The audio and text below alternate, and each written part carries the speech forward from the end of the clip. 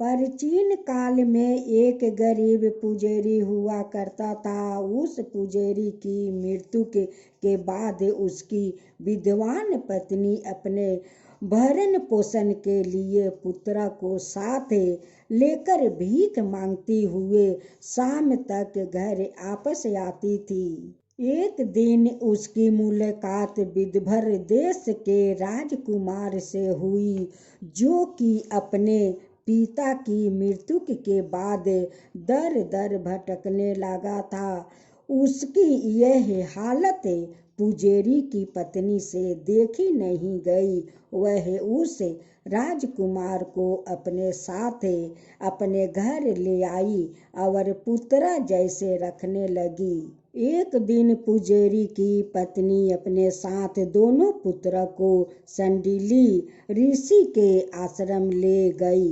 वहां उसने ऋषि से शिव जी के प्रदोष व्रत की कथा और एम विधि सुनी तथा घर जाकर अब वह भी प्रदोष व्रत करने लगी। एक बार दोनों बालक वन में घूम रहे थे। उनमें से पुजारी का बेटा तो घर लौट गया, परंतु राजकुमार वन में ही रह गया।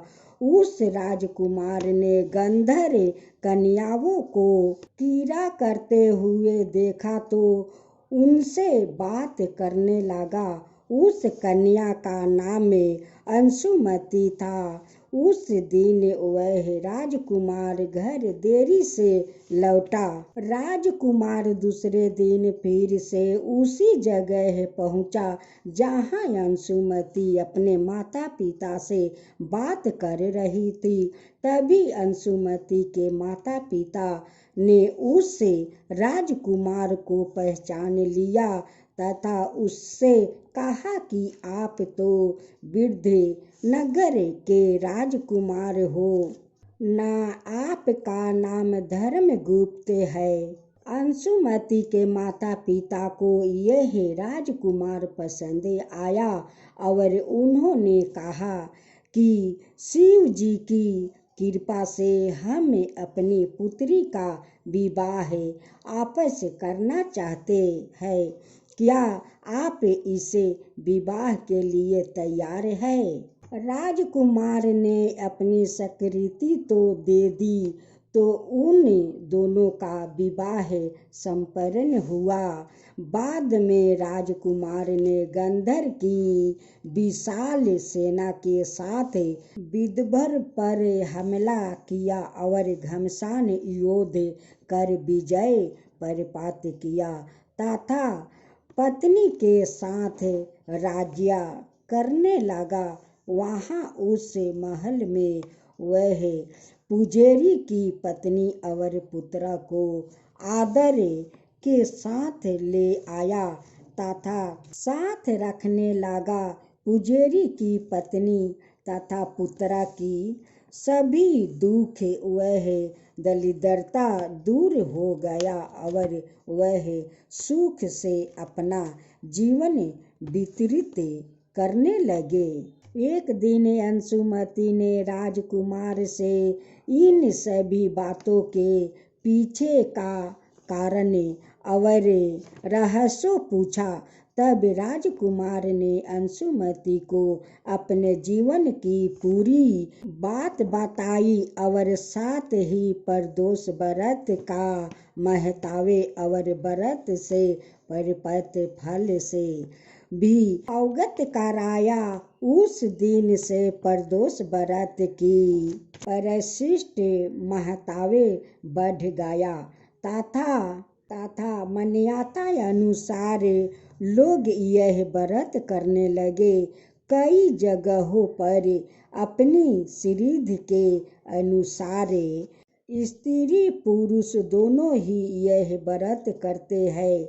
इस व्रत को करने से मनुष्य के सभी कष्ट और पाप नष्ट होते हैं एवं मनुष्य को अभीष्ट की प्राप्ति होती है। और दूसरी गाथा, एक गरीब औरत थी, उनकी 2 बेटी थी। उस औरत ने बहुत गरीब थी, वो शिव जी का वो बहुत बड़ा परम भक्त थी, श्रद्धा भक्ति से शिव जी की पूजा करती थी। एक दिन रुक्मिणी शिव जी का मंदिर जाती है। जाते जाते रास्ते में देखती है कि एक कुटिया है। उस कुटिया में बहुत सारे औरत लोग बैठी थी।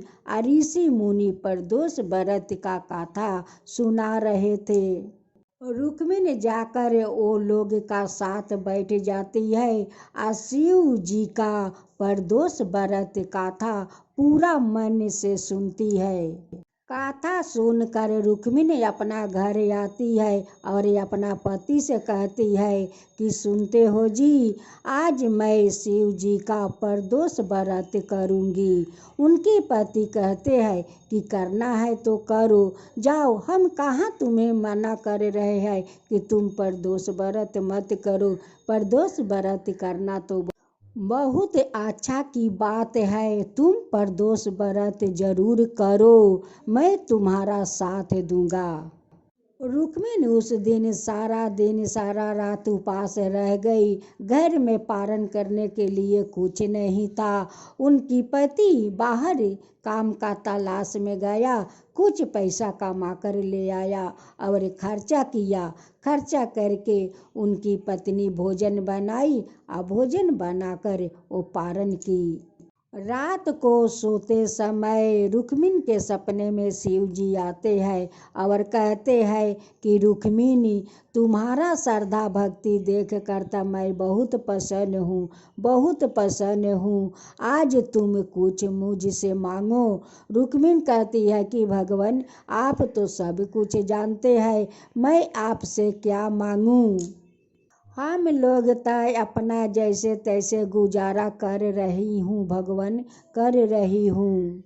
शिव जी कहते हैं कि रुक्मिणी, ऐसे ही श्रद्धा भक्ति से प्रदोष व्रत करते रहना, तुम्हारा घर में अब दरिद्रता नहीं रहेगा। रुक्मिणी, अब दरिद्रता नहीं रहेगा, तुम्हारा कोई अब तकलीफ नहीं होगा।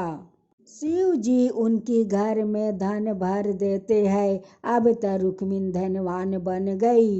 कहती है कि हे शिव जी, जैसे हमारा प्रदोष व्रत देख कर आप प्रसन्न हो गए और हमारा घर में धन भर दिया, वैसे ही सबका घर में धन भर दीजिए। हे शिव जी, वैसे ही सबका घर में धन भर दीजिए।